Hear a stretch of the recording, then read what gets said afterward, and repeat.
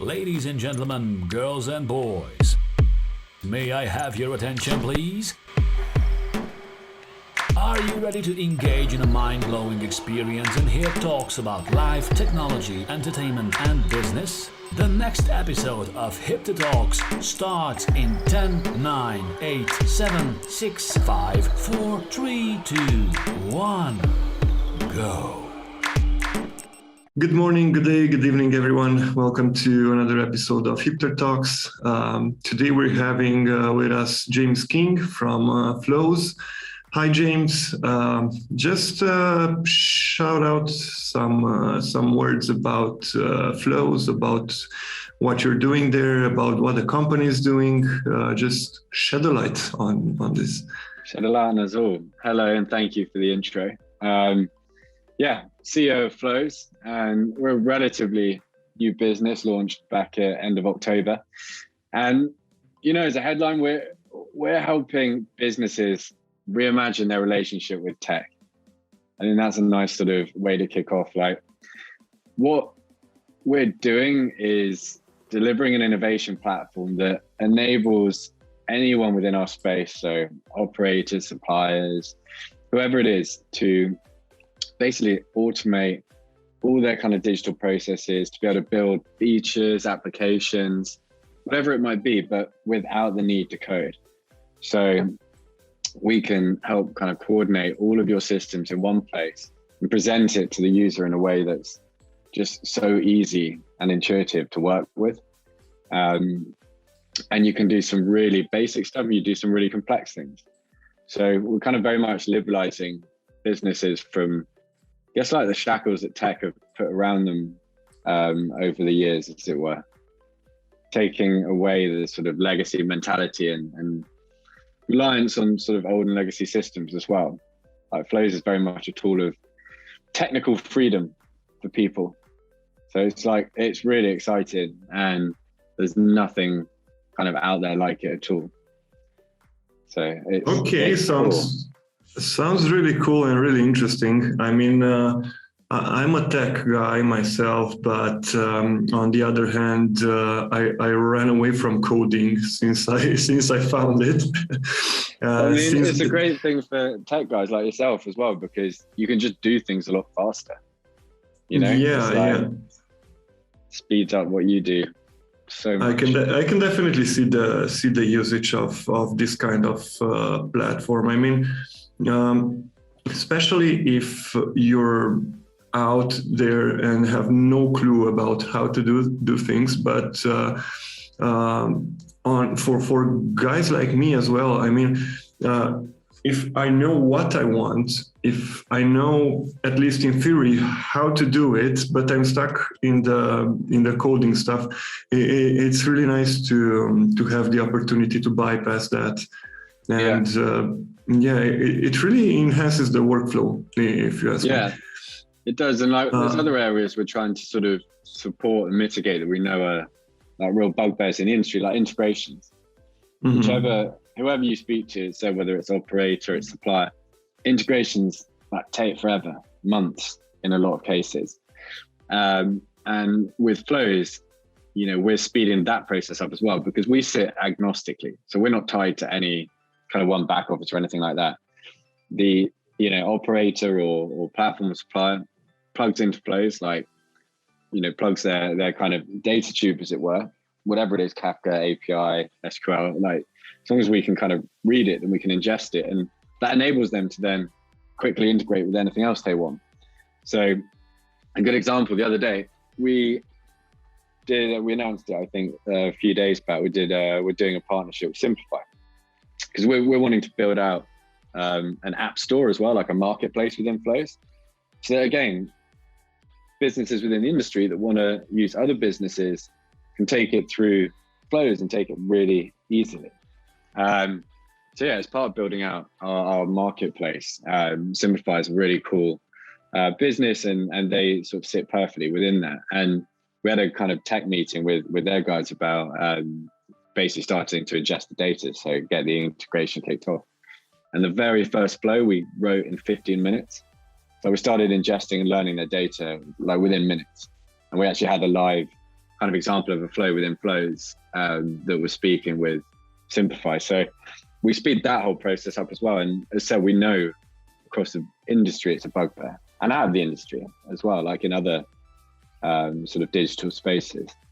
So there's like, its agnostic nature allows there to be so many sort of use cases. So yeah, it's like exciting because, as I said, we're still quite young. So, you know, we're still even finding things out about ourselves, you know, as a business and what it can do, which is quite cool as well.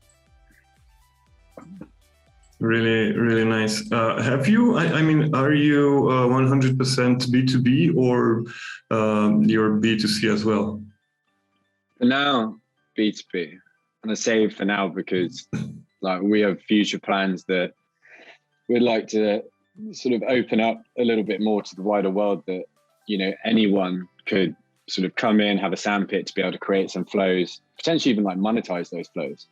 You know, you could have students that are wanting to, or like are really innovative and they come up with a really cool like marketing flow or a better system for, you know, a COVID track and trace or something, and they could build that within flows and then potentially sort of, you know, sell it or put it into a free marketplace for others to kind of take and use.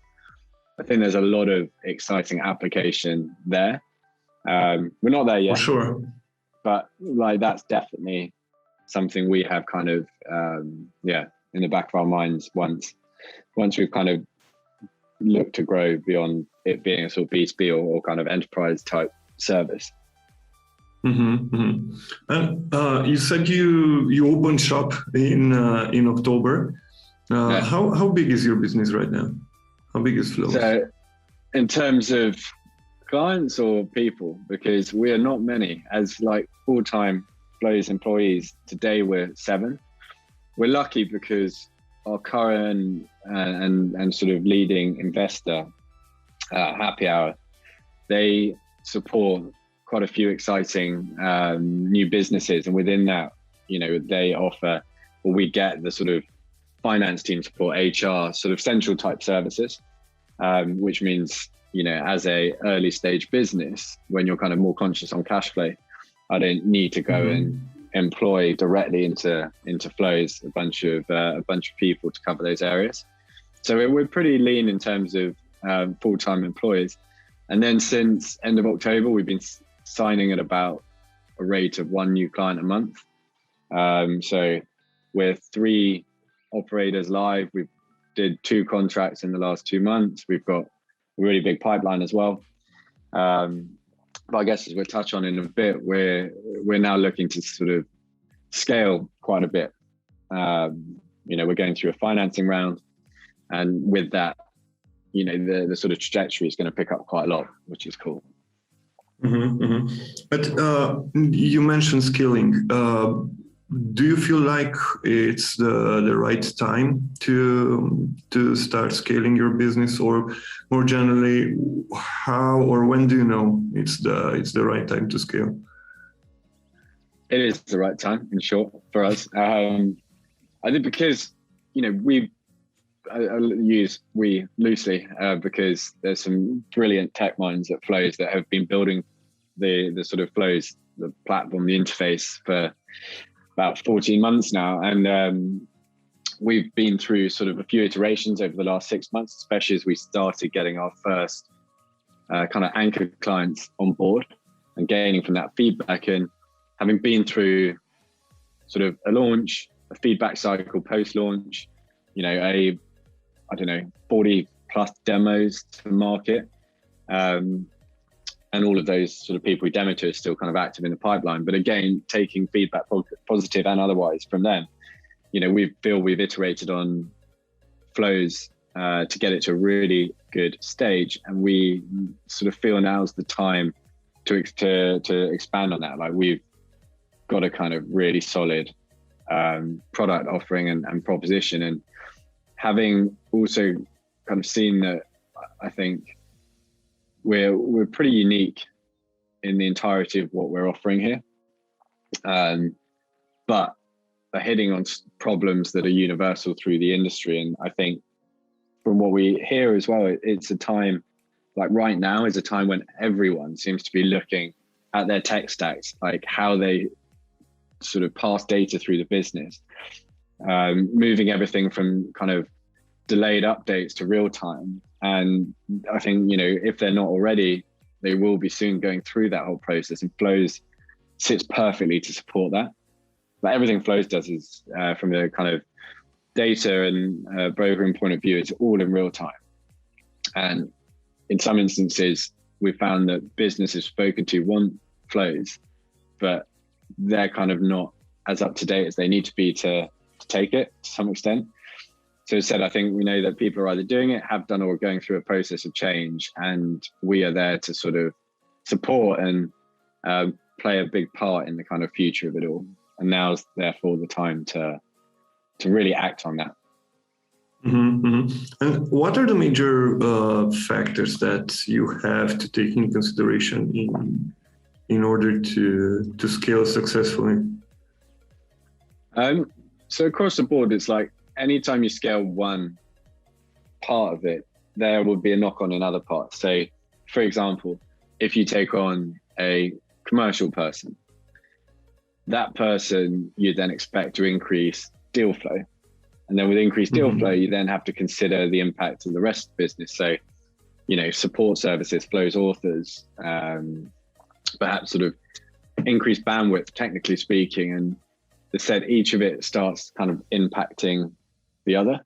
It's sort of quite a holistic piece. So I think you need to be sort of quite considerate that when any part of the business you're scaling, the impact that has on the rest of the business. I think you need to, I mean, there's a ton of things to consider, like how you scale from a marketing point of view and what you mean by scaling. Scaling can mean so many things. For Flows, scaling is across the board when we say scaling now. So increase kind of our marketing, for example, increase our teams, increase like what Flows does. We have plans to build out other elements of the product. And all of that has to be kind of considered, costed, featured on what that impact could have on sort of future business revenues. There's a huge amount to consider. And even once you've considered it, I think there's a lot of factors outside your control as well that you'd say you can try and consider, but you can't. Let's call these factors outside your control challenges. Yeah. And could you name me a few? What do you see to be a challenge when you think about scaling? You know, I think it's really hard. I've even found it as we've started putting some kind of job listings out, is people. Scaling, and I mean good people, because there's obviously lots of people out there, but then when you've sort of got a business in its earlier phase like we do, and really kind of everyone you're bringing in is playing such a pivotal role in kind of growing the business, I think you're a lot more sort of considerate as to who's going to come in and play sort of different parts. You know, it's different when you're a business of hundreds of thousands of people.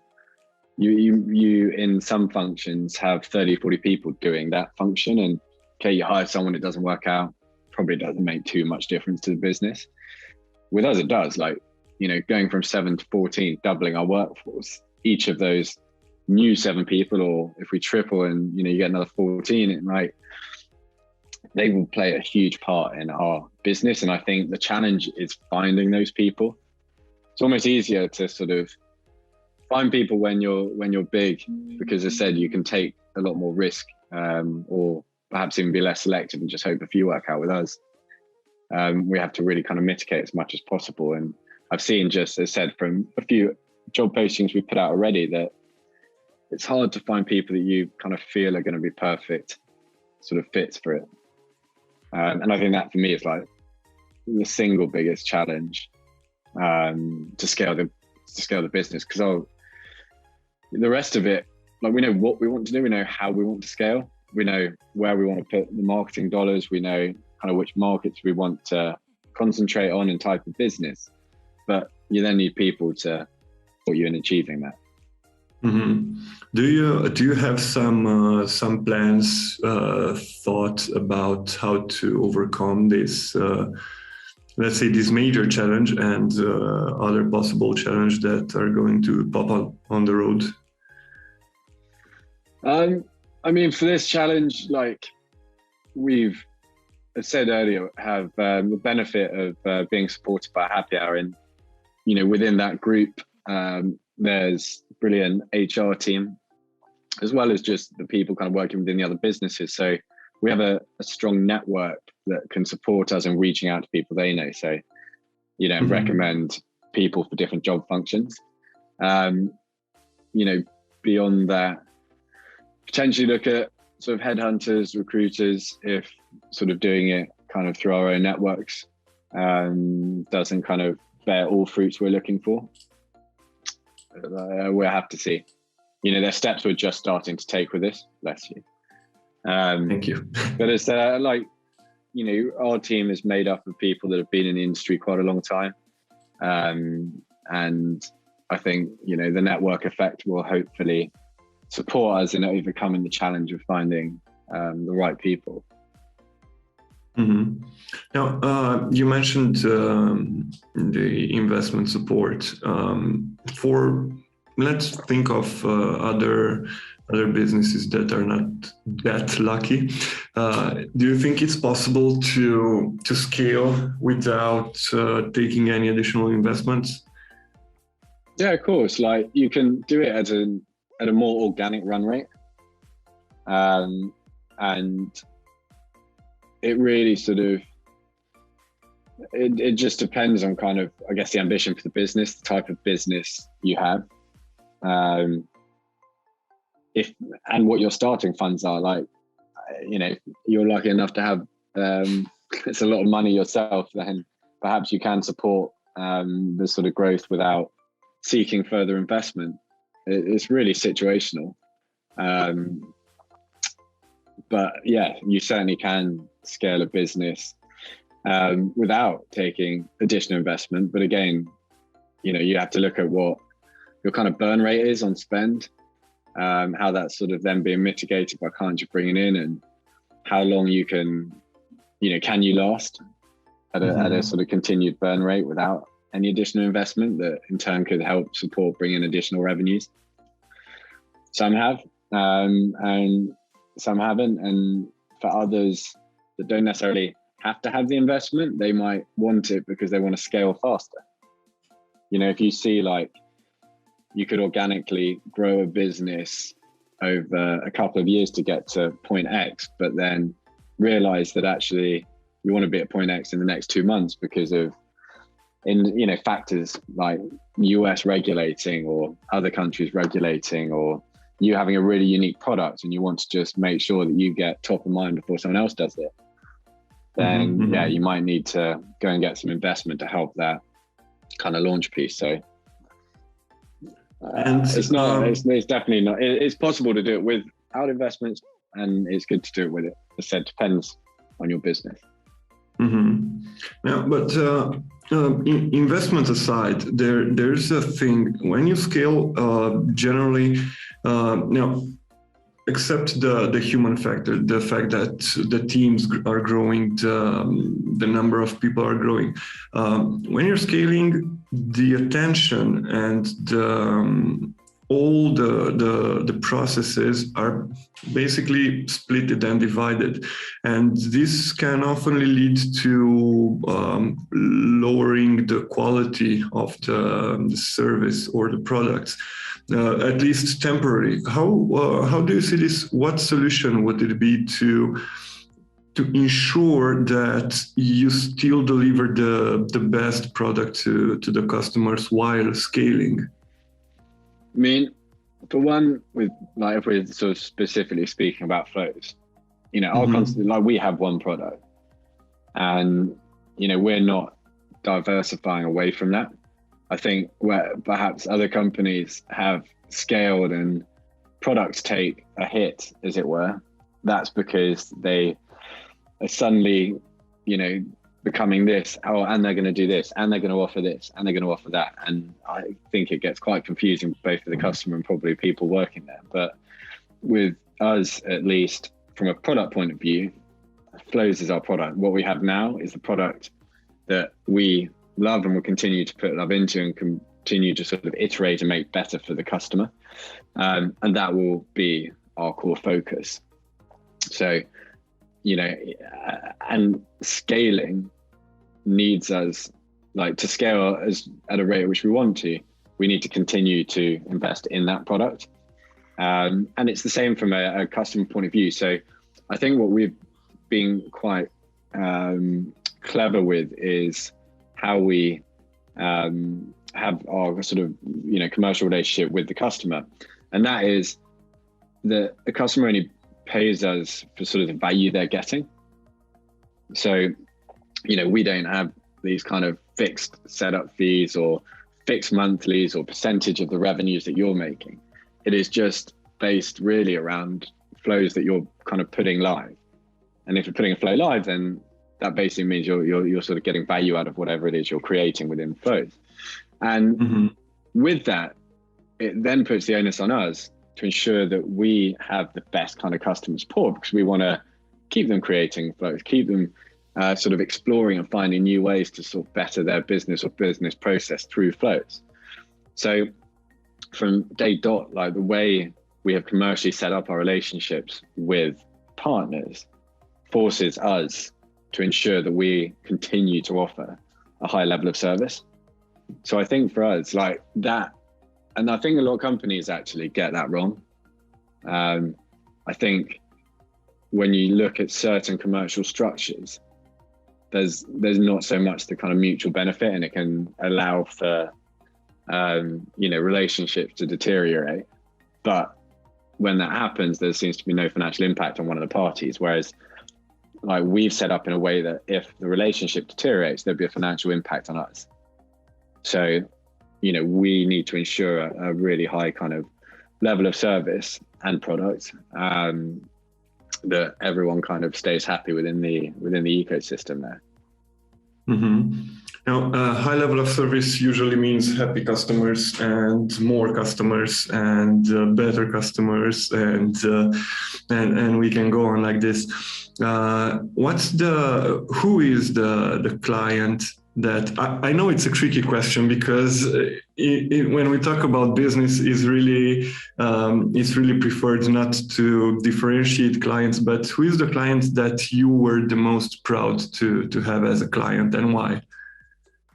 They're all good. We're sort of, we have, as I said, only a handful at this stage, and each of them is bringing a kind of ton of value to us. And I'm proud of them all because they all supported us at an earlier stage. However good your business is, I think, those first 1, 2, 3, 4 people to sign on, to a little extent, at least from their point of view, are taking a risk because it's a new business. It's not like going and signing up with something that's been around for 10 years and a huge track record or whatever.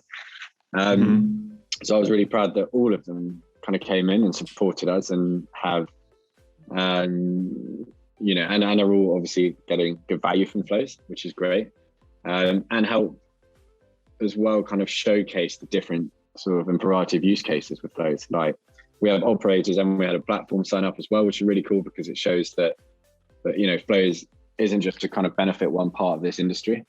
It really is sort of, whether you're, as I said, operator, platform, supplier, affiliate, you could benefit from flows, and proof's in the pudding now with those that are signing up. So proud of them all. Yeah, really nice. That was a beautiful way to swing this. Now, is there a possibility to let us know in some of the upcoming projects of Flow, or is it a secret? I mean, is there anything that you can disclose on what are you guys preparing in the close future? No, I mean, as we sort of touched on here, like, we're really kind of scaling off the foundation that we built now. It's sort of big push from a deal flow point of view, as well as kind of staffing up to support that and continue to like iterate on flows. I don't think anything in any industry is ever perfect. So you just kind of keep working towards a perceived level of perfection. We're going to also be building out, I think I touched on earlier, our app store, even though it's not going to be called an app store, some kind of marketplace, but that's where we'll have this whole ecosystem of like third-party suppliers that allow our clients, our partners, to just agnostically choose who they want to work with and how they work with them. So that's the thing, it's not just an integration, it's also like an ability to customize an integration. So you have this third party that you're kind of iterating on or taking through flows, and you can actually customize that relationship beyond the kind of out-the-box offering that you've had from them. So there's really exciting things there. I mean, obviously, like everyone, we kind of have an eye on, you know, the sort of Web3, etc. And we are going to start researching areas like, you know, NFT contracting, how that could sort of process be automated and done through flow. So there's a lot of exciting sort of futures there. But again, you know, concentrations on the product we're putting to market today, and kind of ensuring that continues to be the sort of very best in class and unique in its offering. I see. Well, thank you very much for letting us know all about this, what I personally think to be a really cool and innovative idea and ongoing business. I want to congratulate you for actually doing this. I mean, I really love the idea. Is there anything that you would like to add or to let us know? Or No, I think we've covered a lot on it, and yeah, I'm just excited that, you know, businesses like yourself give us an opportunity to talk about flows. It's like hugely appreciated, especially as like an early company. It's not always easy to gain some kind of voice out to market, and so taking the time to speak with me is really appreciated. So thank you. Okay, thank you as well, James, and a huge thank you to our audience. Make sure to subscribe to your favorite podcast channel, check our episodes on YouTube, and or if you're undecided on which platform to hit, go on HIPTHER.com/podcast and pick the one you like the most. Thank you again, James. Thank you again, everyone. See you next week. Thank you for joining. Be sure to check back next week for the next HIPTHER Talks and subscribe on Amazon Music, Overcast, Spotify, Google Podcast, Apple Podcast, iHeartRadio, SoundCloud, Mixcloud, and Pandora.